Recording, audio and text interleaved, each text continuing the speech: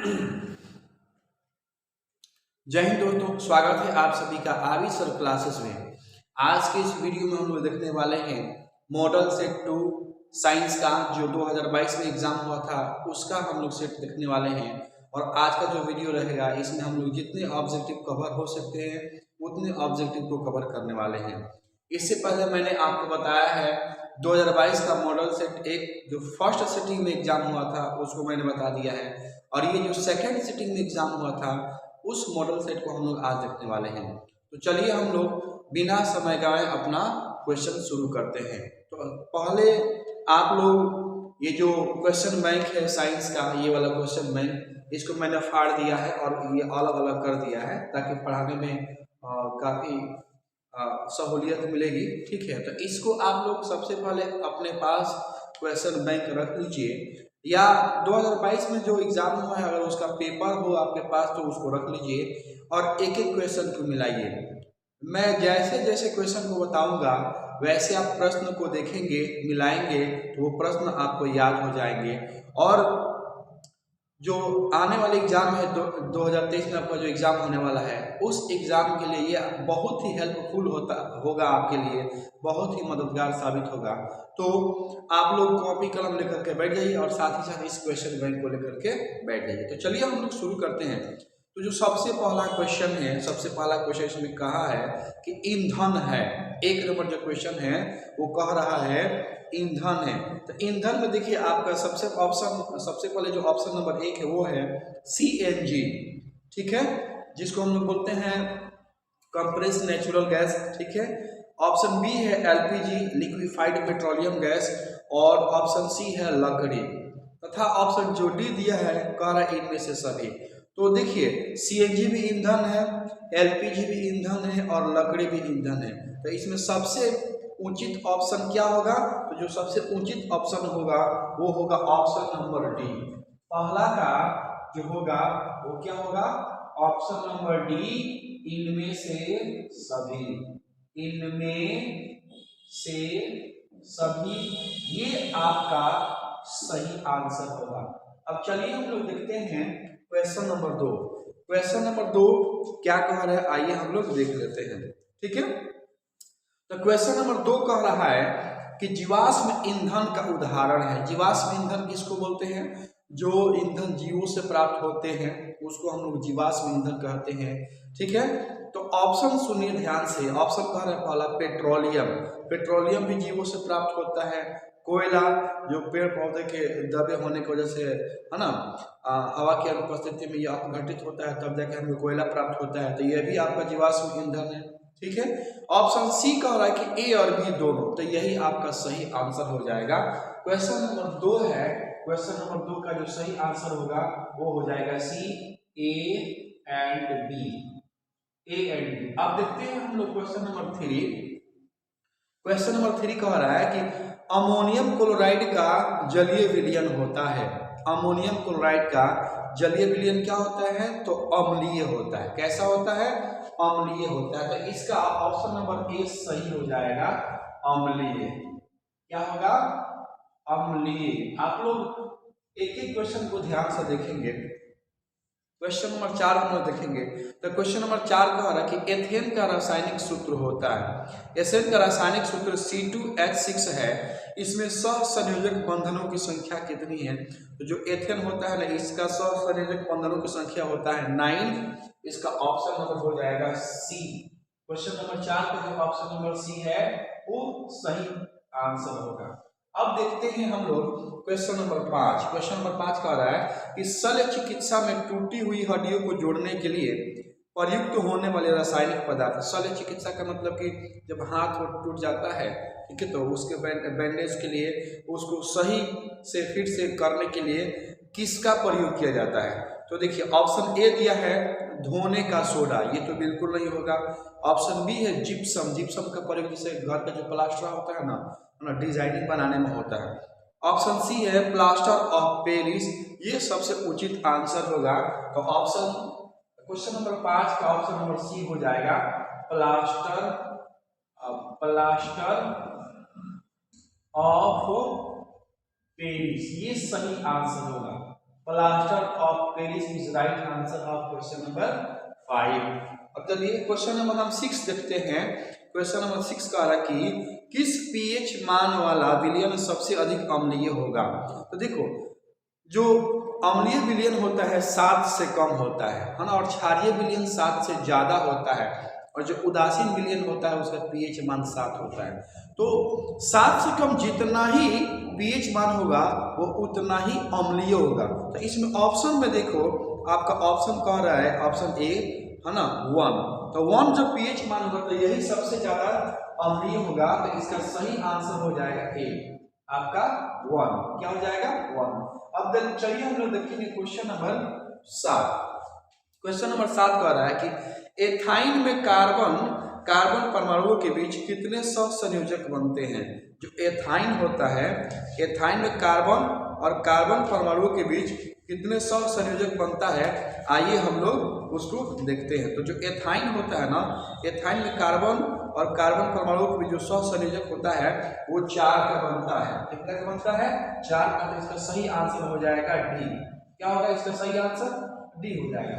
अब देखते हैं क्वेश्चन नंबर 8। क्वेश्चन नंबर 8 कह रहा है कि क्यूपराइट निम्नांकित में किस धातु का अयस्क होता है। तो जो क्यूपराइट होता है ना, कॉपर का अयस्क होता है। क्यूपराइट किसका अयस्क होता है, क्यूपराइट आपका कॉपर का अयस्क होता है। तो इसका सही आंसर क्या हो जाएगा 8वां का। 8वां का जो सही आंसर हो जाएगा वो हो जाएगा सी, कॉपर। क्या हो जाएगा सी हो जाएगा सही आंसर। अब देखते हैं क्वेश्चन नंबर 9। क्वेश्चन नंबर 9 कह रहा है कि निम्न में से किसे रासायनिक दूत कहा जाता है। तो आपको पता है कि जो रासायनिक दूत होता है उसे हम लोग हार्मोन कहते हैं। तो इसका सही आंसर क्या हो जाएगा, ऑप्शन नंबर डी हो जाएगा। 9 का क्या हो जाएगा, ऑप्शन नंबर डी हार्मोन। क्या होगा, हार्मोन हो जाएगा। ठीक है, उम्मीद करते हैं कि आपको ये सारी बातें समझ में आ रही होगी। अब चलिए हम लोग आगे देखते हैं क्वेश्चन नंबर 10।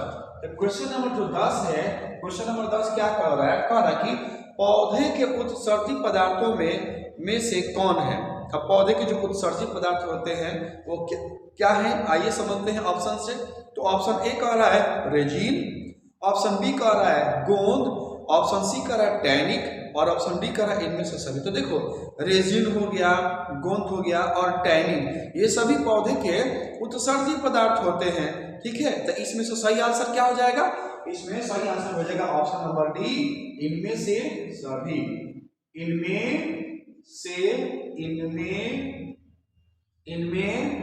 से सभी सही आंसर होगा। अब चलिए हम देखते हैं क्वेश्चन नंबर 11। क्वेश्चन नंबर 11 कह रहा है कि मानव हृदय में कोष्ठकों की संख्या कितनी होती है। मानव हृदय में कोष्ठकों की संख्या होती है 4, है ना, जिसको हम वेश्म बोलते हैं। जैसे कि दाया अलिंद, बाया अलिंद, दाया निलय, बाया निलय। ये मानव के हृदय में कितने कोष्ठक होते हैं, तो 4 होते हैं। तो 11 का जो ऑप्शन हो जाएगा वो हो जाएगा डी, सही आंसर। अब 12 नंबर हम लोग क्वेश्चन देखते हैं। तो 12 नंबर क्वेश्चन कह रहा है कि निम्न में से कौन हेट्रोक्राइन ग्रंथि है। हेट्रोक्राइन ग्रंथि जो घेगा रोग से संबंधित होता है, जो ग्रंथि उसको हम लोग बोलते हैं हेट्रोक्राइन ग्रंथि। तो वो कौन होता है जी, तो आप थायराइड ग्रंथि करके ऐसे याद रखिएगा। तो क्वेश्चन नंबर 12 का जो सही आंसर हो जाएगा वो भी हो जाएगा डी, ये हो जाएगा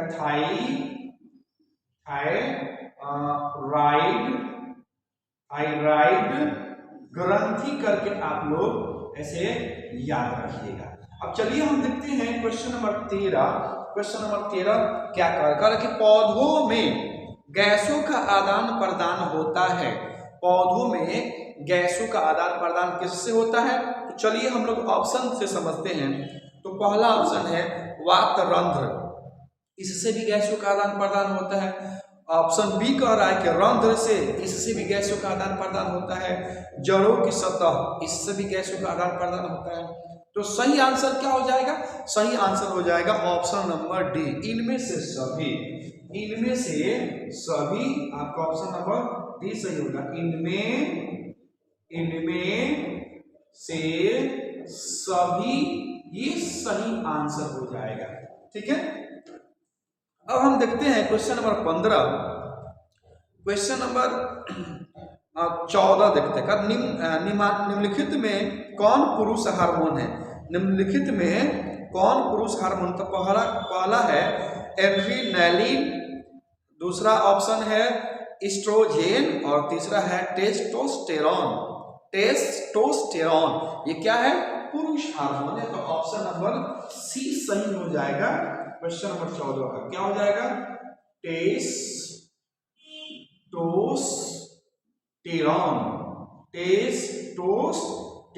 ये सही आंसर हो जाएगा। अब देखते हैं क्वेश्चन नंबर 15। क्वेश्चन नंबर 15 कह रहा है कि किण्वन क्रिया पाई जाती है तो ईस्ट में। किण्वन क्रिया किसमें पाई जाती है? ईस्ट में। इसका ऑप्शन नंबर 20 सही याद रखिएगा, ईस्ट में। ठीक है, किण्वन क्रिया किसमें होती है? ईस्ट में होती है। अब समझते हैं क्वेश्चन नंबर 16। क्वेश्चन नंबर 16 का है प्रकाश संश्लेषण होता है। प्रकाश संश्लेषण कब होता है जी? तो ऑप्शन ए दिया है दिन में। तो सही बात है कि प्रकाश संश्लेषण दिन में होता है। क्यों होता है? क्योंकि दिन में सूर्य के प्रकाश उपस्थित होता है और सूर्य के प्रकाश की उपस्थिति में ही प्रकाश संश्लेषण की प्रक्रिया होती है। कभी कभी एग्जाम में ये भी प्रश्न पूछता है कि जो प्रकाश संश्लेषण की प्रक्रिया होती है किस समय बहुत ही जल्दी होती है, उसका रफ्तार किस समय अधिक होता है? तो सुबह के समय और शाम के समय में जो प्रकाश संश्लेषण की क्रिया होती है वो बहुत ही तेजी से होती है। तो इसका सही आंसर क्या हो जाएगा? ऑप्शन नंबर 16 का। ऑप्शन नंबर 16 का हो जाएगा ए, दिन में। क्या होगा? दिन में इसका सही आंसर होगा। अब देखते हैं 17 नंबर। 17 नंबर क्वेश्चन पर हम लोग बातचीत करते हैं। ठीक है, 17 नंबर क्वेश्चन आपको नहीं दिख रहा है इसलिए मैं यहां से आपको बताता हूं। ठीक है, 17 नंबर क्वेश्चन के लिए 17 नंबर क्वेश्चन कह रहा है यहाँ पे 17 नंबर क्वेश्चन कि आयोडीन को निम्नलिखित में किस द्रव में घोलने से टिक्चर आयोडीन बनता है? तो आप लोग याद रखिएगा एथाइल अल्कोहल करके। ऑप्शन नंबर डी इसका सही हो जाएगा, एथाइल अल्कोहल। इसको एथिल अल्कोहल हिंदी में लिखते हैं और इंग्लिश में एथाइल अल्कोहल। एथाइल अल्कोहल करके आप लोग याद रखिएगा। अब चलिए देखते हैं क्वेश्चन नंबर 18। क्वेश्चन नंबर 18 का है कि डालडा में उपस्थित वसा अम्ल किस प्रकृति का होता है? डालडा में उपस्थित वसा अम्ल किस प्रकृति का होता है? तो ये हो जाएगा ऑप्शन नंबर ए, संतृप्त। किस प्रकृति का होता है? संतृप्त प्रकृति का होता है। अब क्वेश्चन नंबर 19 देखते हैं। कह रहा है प्रोपेनॉन का क्रियाशील मूलक क्या होता है? तो प्रोपेनॉन की जो क्रियाशील मूलक होता है वो होता है कीटोन। ऐसे करके याद रखिएगा, ऐसे C इक्वल टू और आपका O ऐसे हो जाएगा। ठीक है, अब क्वेश्चन नंबर 20 देखते हैं। क्वेश्चन नंबर 20 कह रहा है कि एथिलीन है। एथिलीन क्या होती है? तो ओलेफिन। एथिलीन को हम क्या बोलते हैं? ओलेफिन के नाम से भी जानते हैं। तो 20 का ऑप्शन नंबर सही हो जाएगा बी, ओलेफिन। एथिलीन क्या होता है? एथिलीन को हम ओलेफिन कहते हैं। अब चलिए हम देखते हैं क्वेश्चन नंबर 21। क्वेश्चन नंबर 21 कह रहा है कि निम्नलिखित में कौन जीवाश्म ईंधन नहीं है? तो जीवाश्म ईंधन यानी जो जीवों से प्राप्त होता है तो ऑप्शन बी है पेट्रोलियम, जो जीवों से प्राप्त होता है हमें। प्राकृतिक गैस ये भी जीवों से प्राप्त होता है। कोयला ये भी जीवों से प्राप्त होता है। ठीक है, बायोगैस यानी जो गोबर होता है ना, गोबर, जैसे जो जीव मर जाते हैं तो मरने के बाद से उनके शरीर से जो प्राप्त होता है उसको हम लोग जीवाश्म ईंधन कहते हैं। ये जो गोबर होता है ना, मवेशियों से प्राप्त होता है, ये जो बायोगैस के अंतर्गत आता है। तो इसका ऑप्शन नंबर ए सही हो जाएगा, बायोगैस। कौन गैस? बायोगैस। अब देखते हैं क्वेश्चन नंबर 22। क्वेश्चन नंबर 22 कह रहा है कि टिहरी बांध निर्माण का उद्देश्य क्या था? टिहरी बांध, ठीक है, तो सबसे पहला ऑप्शन दिया जल आपूर्ति, यह भी उद्देश्य था। भूमि सिंचाई, यह भी उद्देश्य था। बिजली उत्पादन, ये भी, यानी तीनों उद्देश्य था टिहरी बांध बनाने का। इसमें जो सही ऑप्शन है वो है ऑप्शन नंबर डी, इनमें से सभी। ऑप्शन नंबर डी हो जाएगा 22 का, इनमें से सभी। इनमें से सभी सही उत्तर होगा। ठीक है, इनमें से सभी। ठीक है, अब चलिए क्वेश्चन नंबर हम लिखते हैं 23। क्वेश्चन नंबर 23 कह रहा है कि निम्नलिखित में कौन सा तत्व आसानी से इलेक्ट्रॉन का त्याग नहीं कर सकता है? तो जो सबसे ज्यादा निगेटिविटी रखता है वो आसानी से इलेक्ट्रॉन का त्याग नहीं कर सकता है। तो ऑप्शन नंबर क्या हो जाएगा? ऑप्शन पहले सुन लीजिए। ऑप्शन ए कह रहा है सोडियम, ऑप्शन बी है फ्लोरीन, ऑप्शन सी है मैग्नीशियम, ऑप्शन डी है फेरम। तो ऑप्शन नंबर बी सही आंसर हो जाएगा, है ना, फ्लोरीन, यानी एफ जिसको हम लोग बोलते हैं। अब चलिए क्वेश्चन नंबर देखते हैं 24। क्वेश्चन नंबर 24 का निम्नलिखित में किस तत्व में संयोजी इलेक्ट्रॉनों की संख्या सबसे अधिक होती है? तो फास्फोरस का याद रखिएगा, इसको हम लोग पी से संकेत करते हैं। ऑप्शन नंबर सी हो जाएगा, है ना। क्वेश्चन नंबर देखते हैं 25। क्वेश्चन नंबर 25 कह रहा है कि एक वयस्क मनुष्य में कितने दांत होते हैं? तो वयस्क मनुष्य में दांतों की संख्या 32 से ना होती है जी, ठीक है। अब चलिए क्वेश्चन नंबर 26 देखते हैं। क्वेश्चन नंबर 26 है, कह रहा है मस्तिष्क उत्तरदायी होता है। मस्तिष्क जिसको हम लोग ब्रेन कहते हैं वो किस लिए उत्तरदायी होता है? पहला ऑप्शन सुनिए, हृदय स्पंदन के लिए, यानी हृदय को धड़कने के लिए उत्तरदायी होता है। बहुत ही अच्छा। ऑप्शन बी है शारीरिक संतुलन के लिए, हमारे शरीर के संतुलन के लिए भी मस्तिष्क उत्तरदायी होता है। ऑप्शन सी है सोचने के लिए, यह भी सही है। इसका सही आंसर क्या हो जाएगा? ऑप्शन नंबर डी, इनमें से सभी। 26 का क्या हो जाएगा? ऑप्शन नंबर डी, इनमें से सभी। इनमें से सभी, ये सही आंसर हो जाएगा। अब चलिए देखते हैं क्वेश्चन नंबर 27। क्वेश्चन नंबर 27 कह रहा है कि ट्रैकिया किस जीव का श्वसन अंग है? पहला ऑप्शन है हाइड्रा, दूसरा ऑप्शन है स्टारफिश, तीसरा है कॉकरोच और चौथा है पाइला। तो इसका सही आंसर क्या हो जाएगा? इसका सही आंसर हो जाएगा ऑप्शन नंबर सी, कॉकरोच। क्या है जी? कॉकरोच। कॉकरोच इसका सही आंसर हो जाएगा। अब देखते हैं क्वेश्चन नंबर 28। क्वेश्चन नंबर 28 कह रहा है कि शरीर में भोजन का पचना किस प्रकार की अभिक्रिया है? तो सबसे पहला ऑप्शन दिया है संयोजन, ये नहीं हो सकता है। ऑप्शन बी है अपचयन, ये भी नहीं हो सकता है। उपचयन, यह सही आंसर हो जाएगा। तो शरीर में भोजन का पचना कौन सा अभिक्रिया है? ये है उपचयन अभिक्रिया। कौन अभिक्रिया?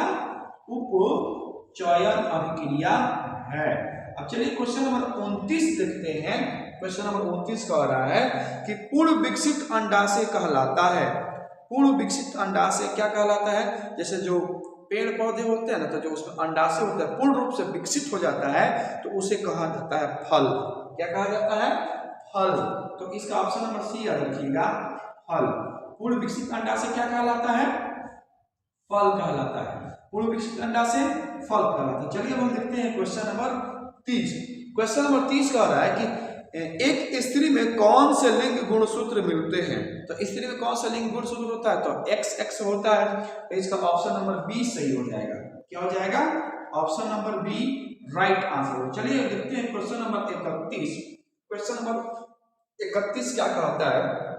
कहता है मृतोपजीवी का उदाहरण है। तो मृतोपजीवी मतलब कि जो मृत जीवों पर निकलते हैं, जो पौधे मृत जीव जैसे कि कचरा गोबर पर निकलते हैं, उसे क्या कहते हैं? मृतोपजीवी कहते हैं। तो इसका सही आंसर है गोबर छत्ता। गोबर छत्ता, देखे हो आप लोग गोबर छत्ता। ऑप्शन नंबर 20 का सही हो जाएगा गोबर छत्ता। क्या होगा? गोबर छत्ता। आप देखो जैसे गोबर वगैरह होता है, या जो जब पेड़ काट के रख देने पर जब वो सड़ता है तो उसमें से सफेद छत्ते के तरह पौधे निकलते हैं, उसी को बोलते हैं गोबर छत्ता। ठीक है, क्या बोलते हैं? गोबर छत्ता। चलिए अब देखते हैं क्वेश्चन नंबर 32। क्वेश्चन नंबर 32 क्या कह रहा है इसके बारे में हम लोग समझते हैं। क्वेश्चन नंबर 32 है कि गार्ड कोशिका की कौन सी भित्ति मोटी होती है? तो भीतरी। कौन सी? भीतरी। तो इसका याद रखिएगा, जो गार्ड कोशिका होते हैं जो शरीर को गार्ड करते हैं, ठीक है, तो इसका ऑप्शन नंबर सही हो जाएगा ए, भीतरी। क्या हो जाएगा? भीतरी। चलिए अब हम लोग आगे देखते हैं, इसके बाद हम लोग समझने वाले हैं। इसके बाद हम लोग देखेंगे क्वेश्चन नंबर 33। क्वेश्चन नंबर 33 क्या कह रहा है? चलो समझते हैं। तो क्वेश्चन नंबर 33 कह रहा है कि निम्नलिखित में कौन सी अधातु विद्युत का सुचालक होती है? तो देखिए सल्फर भी अधातु है जो विद्युत का कुचालक होता है ना। नाइट्रोजन अधातु है, विद्युत का कुचालक होता है। क्लोरीन अधातु है, विद्युत का कुचालक होता है। लेकिन ग्रेफाइट ये जो होता है ना अधातु होता है, लेकिन इससे विद्युत का चालन होता है, इसलिए क्या होता है विद्युत का सुचालक होता है। इसका सही आंसर हो जाएगा ऑप्शन नंबर ए ग्रेफाइट। याद रखिएगा आप लोग, ग्रेफाइट करके याद रखिएगा। चलिए 34 नंबर हम लोग क्वेश्चन देखते हैं। 34 नंबर क्वेश्चन कह रहा है कि बैटरी का अम्ल होता है, तो बैटरी का जो अम्ल होता है ना वो सांद्र सल्फ्यूरिक अम्ल होता है। तो इसका ऑप्शन नंबर सी हो जाएगा सांद्र H2SO4, जिसको हम लोग बोलते हैं सल्फ्यूरिक अम्ल। अब देखते हैं क्वेश्चन नंबर 35। क्वेश्चन नंबर 35 क्या कह रहा है? तो क्वेश्चन नंबर 35 कह रहा है काली चूना का रासायनिक सूत्र होता है ना। तो काली चूना का जो रासायनिक सूत्र होता है वो क्या होता है? CaO। ऑप्शन नंबर सी सही आंसर हो जाएगा। चलिए क्वेश्चन नंबर 36 देखते हैं। क्वेश्चन नंबर 36 कह रहा है कि आयोडीन युक्त नमक है, आयोडीन युक्त नमक है। तो पहला ऑप्शन दिया हुआ है sodium chloride plus potassium iodide. Option B है sodium chloride plus potassium iodo trioxide, ठीक है। ऑप्शन सी कर रहा है कि ए और बी दोनों, तो यही आपका सही आंसर हो जाएगा। ए एंड बी ये सही आंसर हो जाएगा। चलिए क्वेश्चन नंबर देखते हैं 37। क्वेश्चन नंबर 37 कह रहा है कि प्लास्टर ऑफ पेरिस का रासायनिक नाम क्या होता है? तो याद रखिएगा जो प्लास्टर ऑफ पेरिस होता है उसका रासायनिक नाम होता है कैल्शियम सल्फेट अर्ध हाइड्रेट, कैल्शियम सल्फेट अर्ध हाइड्रेट। ऑप्शन नंबर डी सही आंसर हो जाएगा कैल्शियम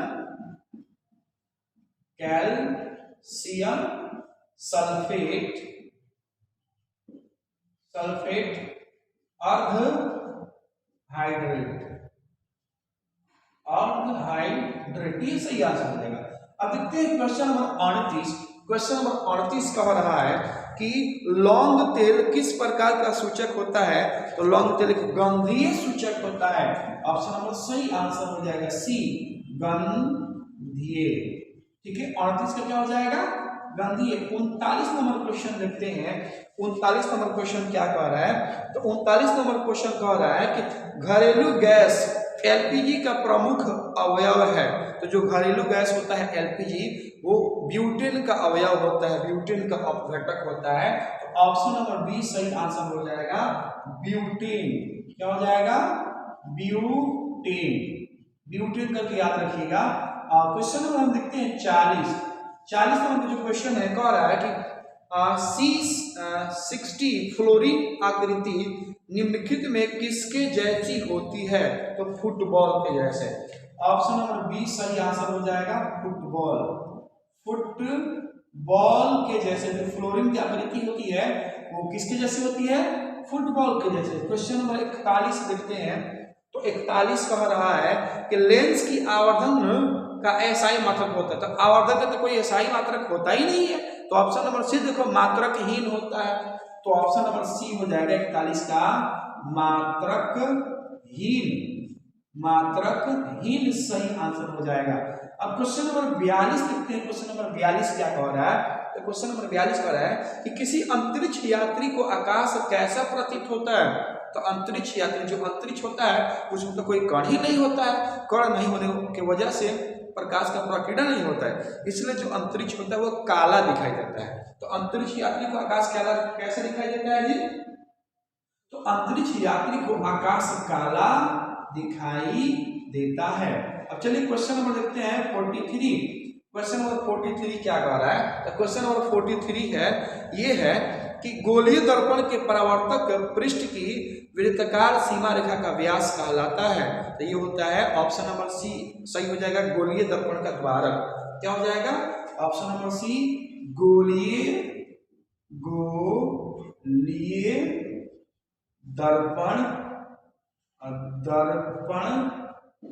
का द्वारक, गोलीय दर्पण का द्वारक ही सही आंसर हो जाएगा। चलिए क्वेश्चन नंबर देखते हैं 44।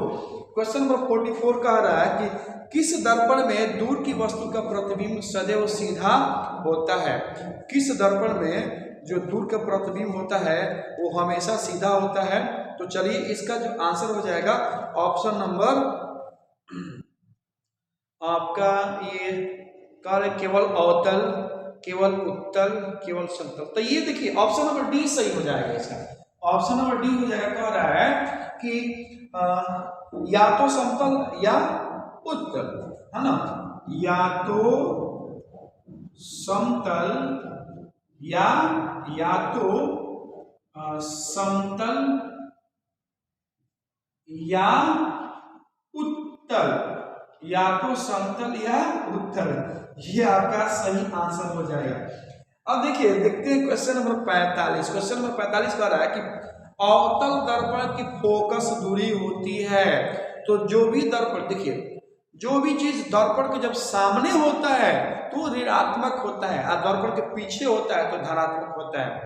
आप ये भी समझिए कि जो प्रधान अक्ष ऊपर होता है दर्पण के पीछे तो धनात्मक हो जाता है। तो अवतल दर्पण की जो फोकस होता है वो दर्पण के सामने होता है, इसलिए वो क्या हो जाएगा, ऋणात्मक। 45 का क्या हो जाएगा, बी ऋणात्मक। क्या होगा, ऋणात्मक। अब देखते हैं क्वेश्चन नंबर 46। क्वेश्चन नंबर 46 क्या कह रहा है, कह रहा है कि किस दर्पण से हमेशा वस्तु से छोटा प्रतिबिंब प्राप्त होता है, तो उत्तल। आप लोग इसका याद रखिएगा, ऑप्शन नंबर ए उत्तल। ये जो उत्तल दर्पण होता है ना, इसमें वस्तु का जो प्रतिबिंब होता है हमेशा वस्तु से छोटा प्राप्त होता है। अब चलिए हम देखते हैं क्वेश्चन नंबर 47। प्रकाश का प्राथमिक वर्ण है ना।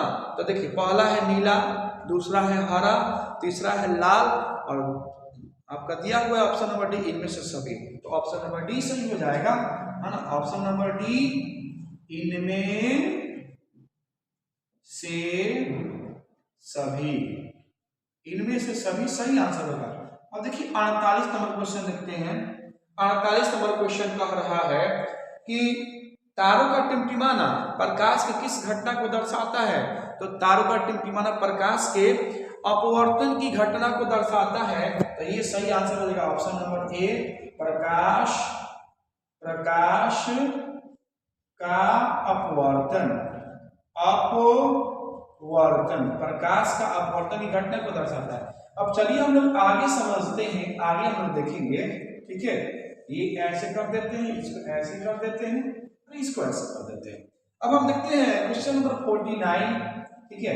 क्वेश्चन नंबर 49 कह रहा है कि लैटेक्स सामान्यतः कहाँ पाया जाता है। तो जो लैटेक्स होता है ना, यह बरगद में पाया जाता है। लैटेक्स कहाँ पाया जाता है, बरगद में, बरगद में पाया जाता है। अब चलिए 50 जो है 50 नंबर क्वेश्चन का देखते हैं सही आंसर क्या होगा। तो 50 नंबर क्वेश्चन कह रहा है कि मानव मूत्र में यूरिया की प्रतिशत मात्रा कितनी होती है। तो मात्र 2% होता है मानव मूत्र में। किसी बुक में 3% भी दिया रहता है, तो 3% भी सही हो जाएगा, 2% भी सही हो जाएगा, है ना। अधिकतर 2% दिया रहता है, इसलिए आप लोग 2 करके याद रखिएगा, 2%, ठीक है।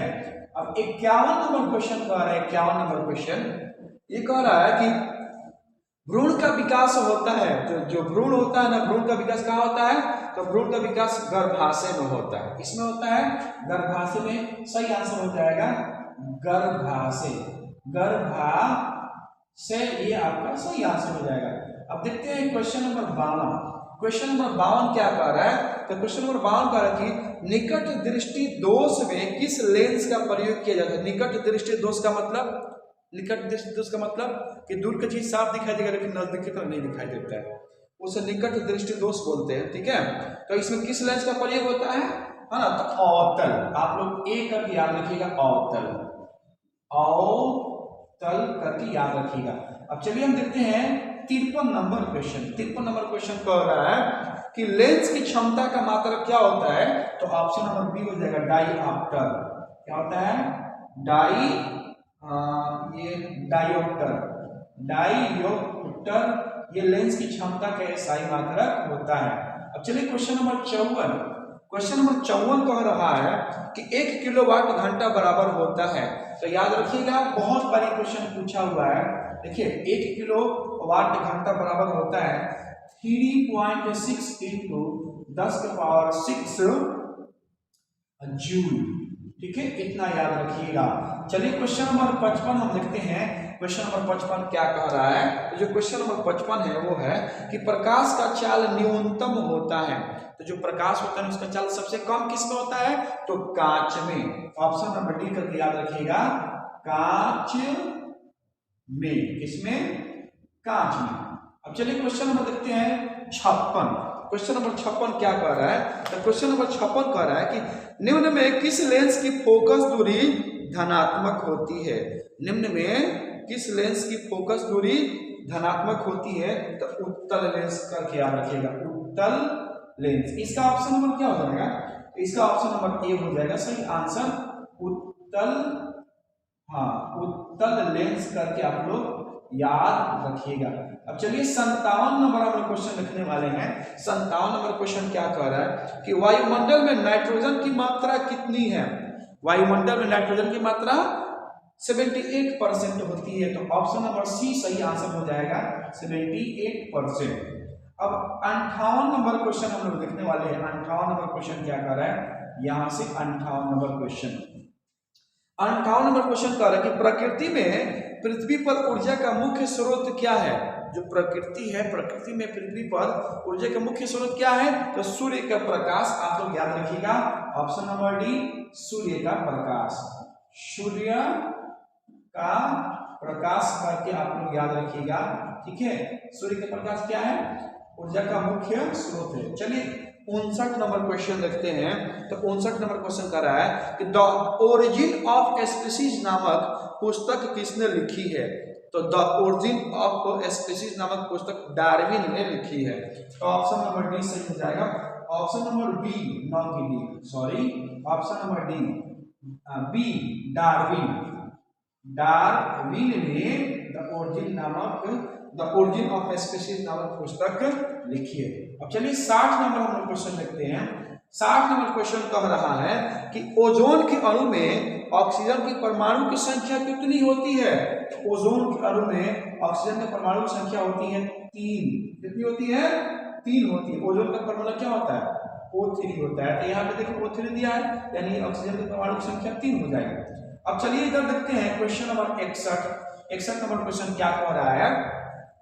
तो 61 नंबर क्वेश्चन है कि पौधों में प्रकाश संश्लेषण का स्थान होता है, यानी पौधों में प्रकाश संश्लेषण कहाँ होती है? तो पौधों में प्रकाश संश्लेषण क्लोरोप्लास्ट में होता है। ऑप्शन नंबर बी सही आंसर हो जाएगा, क्लोरोप्लास्ट। क्लोरोप्लास्ट, ठीक है, क्लोरोप्लास्ट तक याद रखिएगा। क्वेश्चन नंबर 62 देखते हैं। 62 का रखिए, परिशेषिका हिस्सा होता है तो आहार नाल का। परिशेषिका एक तरह का जैसे कि आहार नाल होता है ना, उसमें पतला सा मांसल संरचना होती है जो अवशेष के रूप में होता है, उसका कोई काम नहीं होता है, उसे परिशेषिका कहते हैं। तो परिशेषिका किसका रूप होता है जी? किसका संश्लेषण होता है? तो आहार नाल का। तो ऑप्शन नंबर ए हो जाएगा, आहार नाल, ही आपका सही आंसर हो जाएगा। ठीक है, अब देखते हैं 63 नंबर क्वेश्चन। 63 नंबर क्वेश्चन क्या कह रहा है? कह रहा है कि एक खाद्य श्रृंखला में तीसरे पोषी स्तर पर हमेशा कम रहता है। तो देखिए प्रथम में आता है आपको उत्पादक, ठीक है, उत्पादक जैसे पेड़ पौधे हो गए, है ना। दूसरे में आता है शाकाहारी जो पेड़ पौधे खाते हैं, और तीसरे में आते हैं मांसाहारी। ठीक है, तो तीसरे में क्या हो जाएगा? मांसाहारी सही आंसर हो जाएगा। क्या हो जाएगा जी? मांसाहारी। बी नंबर इसका सही आंसर होगा, मांसाहारी। मांसाहारी जो मांस खाते हैं। ठीक है, अब चलिए हम देखते हैं क्वेश्चन नंबर 64। क्वेश्चन नंबर 64 कह रहा है कि निम्न में कौन से समूह में केवल जैव निम्नकरणीय पदार्थ होते हैं? तो देखिए पहला ऑप्शन है कि घास, पुष्प तथा चमड़ा। दूसरा ऑप्शन बी है घास, लकड़ी तथा प्लास्टिक। तीसरा ऑप्शन है फलों के छिलके, केक तथा स्टील। चौथा ऑप्शन है केक, लकड़ी एवं शीशा। तो ऑप्शन नंबर आपका ए सही हो जाएगा। ऑप्शन नंबर ए जो है ना, ये सही होगा। इसमें क्या होगा? घास हो गया, पुष्प हो गया, है ना, तथा चमड़ा। ये क्या हो जाएगा? ये आपका हो जाएगा ये जैव निम्नीकरण पदार्थ। उम्मीद करते हैं कि आपको समझ में आ रहा होगा। अब चलिए हम लोग देखते हैं क्वेश्चन नंबर 65। यहां से हम लोग देखने वाले हैं क्वेश्चन नंबर 65 को हमने देखेंगे, ठीक है। चलिए क्वेश्चन नंबर 65 है, 65 क्वेश्चन नंबर 65 को देखने वाले हैं। तो 65 क्या कह रहा है समझते हैं। कह रहा है कि किसी विद्युत बल्ब का अनुमतांक 220 वोल्ट तथा 100 वाट है। जब इसे 110 वोल्ट पर प्रचालित करते हैं तो इसके द्वारा उपयुक्त तो शक्ति होगी। तो चलिए जो शक्ति हमको निकालना है इसका हम शक्ति निकालते हैं, ठीक है। तो देखो जब शक्ति निकालना होगा ना तो हम इसको ऐसे कर देंगे 110 बटा 220 गुणे 100 वाट। तो घटा देंगे तो ये 2 बार में कट जाएगा, 6 को इस घटा देंगे यानी 50 वाट हो जाएगा। कितना हो जाएगा 50 वाट हो जाएगा, यानी ऑप्शन नंबर आपका सी सही आंसर हो जाएगा 50 वाट। अब चलिए क्वेश्चन नंबर 66 देखते हैं। क्वेश्चन नंबर 66 क्या कह रहा है। तो क्वेश्चन नंबर 66 है ये एक निम्नलिखित में से कौन किसी लंबे विद्युत धारावाही तार के निकट चुंबकीय क्षेत्र का सही वर्णन करता है। तो ऑप्शन नंबर ए है चुंबकीय क्षेत्र रेखाएं तार के लंबवत होती है, यही आपका ऑप्शन हो जाएगा, यानी 66 का ऑप्शन नंबर ए सही आंसर हो जाएगा। चलिए हम देखते हैं क्वेश्चन नंबर 67 का होता है प्रतिरोध का एसआई मात्रक होता है। तो प्रतिरोध का जो एसआई मात्रक होता है वो ओम मीटर, यानी सही आंसर हो जाएगा ओम मीटर। याद रखिएगा आप लोग ओम मीटर। 68 देखते हैं तो जो 68 होता है इसका चलिए क्वेश्चन समझते हैं कि जब एक से अधिक प्रतिरोध श्रेणी क्रम में जुड़े रहते हैं तब कौन सी भौतिक रासायनिक राशि उनमें से रहती है। एक बार और क्वेश्चन समझा जाए। क्वेश्चन कह रहे कि जब एक से अधिक प्रतिरोधक श्रेणी क्रम में जुड़े रहते हैं तब कौन सी भौतिक राशि उनमें से रहती है। तो ये इसका सही आंसर हो जाएगा विद्युत धारा। क्या हो जाएगा विद्युत धारा। ऐसे आपका बहुत सारा ऑप्शन दिया है, जैसे ऑप्शन ए है प्रतिरोध, ऑप्शन बी है विद्युत धारा, ऑप्शन सी है विभवांतर और ऑप्शन डी इनमें से कोई नहीं। तो इसका सही आंसर हो जाएगा ऑप्शन नंबर बी विद्युत धारा। क्या हो जाएगा ऑप्शन नंबर बी विद्युत धारा। विद्युत धारा ये सही आंसर हो जाएगा। अब चलिए 69 है। 69 का हम लोग देखने वाले हैं कि अनवीकरणीय ऊर्जा है। पहला ऑप्शन दिया है महासागरीय ऊर्जा, दूसरा है सौर ऊर्जा, तीसरा दिया है कोयला से प्राप्त ऊर्जा और चौथा है पवन ऊर्जा। तो ऑप्शन नंबर सी हो जाएगा अनवीकरणीय ऊर्जा। क्या हो जाएगा कोयला से प्राप्त ऊर्जा। कोयला से प्राप्त ऊर्जा, कोयला से प्राप्त ऊर्जा ये सही आंसर है। चलिए क्वेश्चन नंबर 70 देखते हैं। क्वेश्चन नंबर 70 कह रहा है यानी 70 नंबर क्वेश्चन कि एक पारदर्शी गोलीय कवच की बाहरी त्रिज्या 20 सेंटीमीटर है तथा भीतरी त्रिज्या 19.8 सेंटीमीटर है। तो त्रिज्या आपतित प्रकाश के लिए कैसा व्यवहार करेगी। तो आप याद रखिएगा प्रिज्म की तरह, यानी ऑप्शन नंबर इसका बी सही हो जाएगा प्रिज्म की भांति। प्रिज्म की भांति, प्रिज्म की भांति व्यवहार करेगा।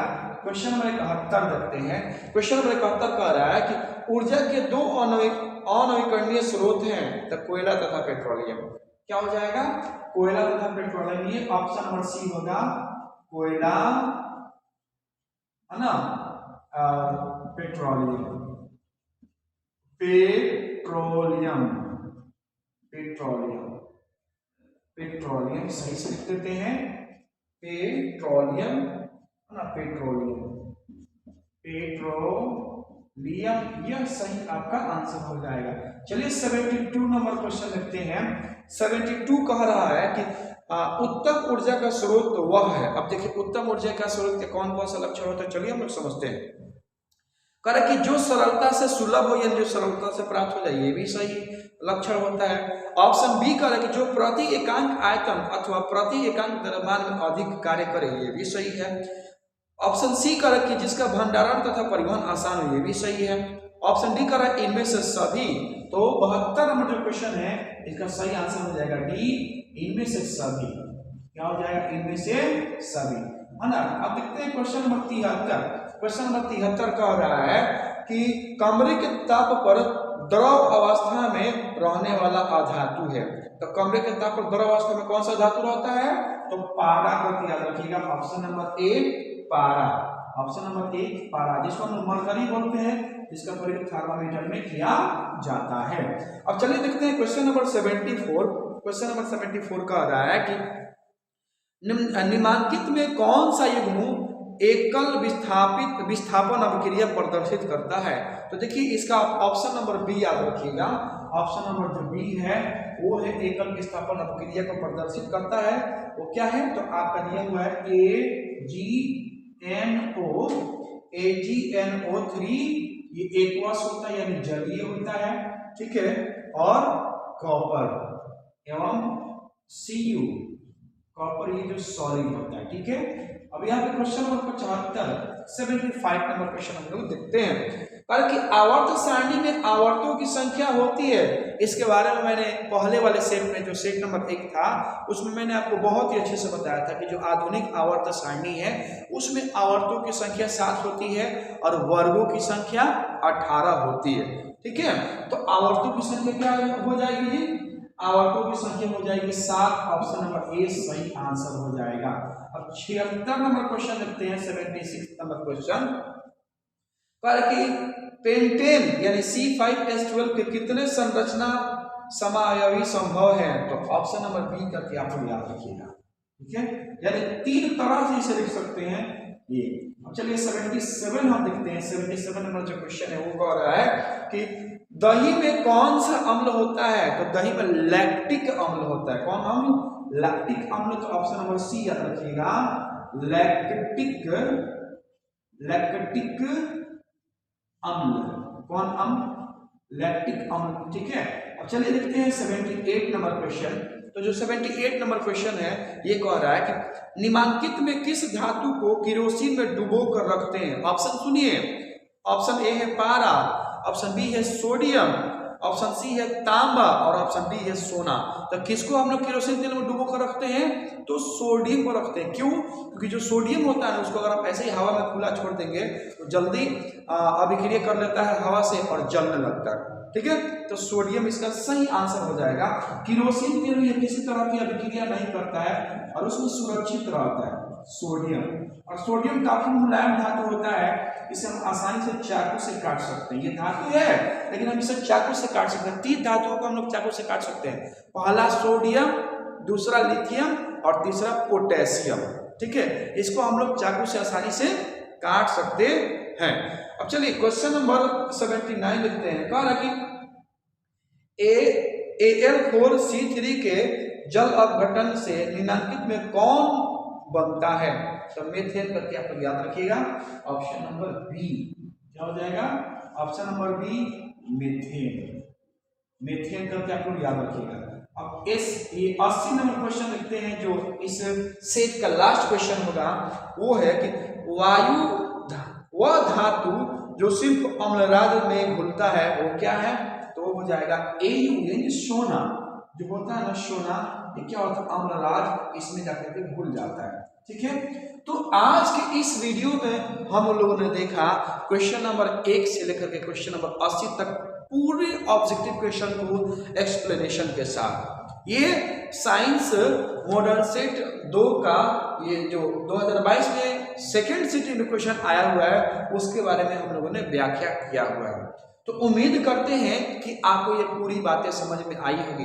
अगर आपको ये वीडियो अच्छी लगी हो तो आप इस वीडियो को लाइक करें, सब्सक्राइब करें, शेयर करें और बेल नोटिफिकेशन को दबा लें ताकि मैं जब भी वीडियो डालूं तो उसका नोटिफिकेशन आपको सबसे पहले पहुंचे।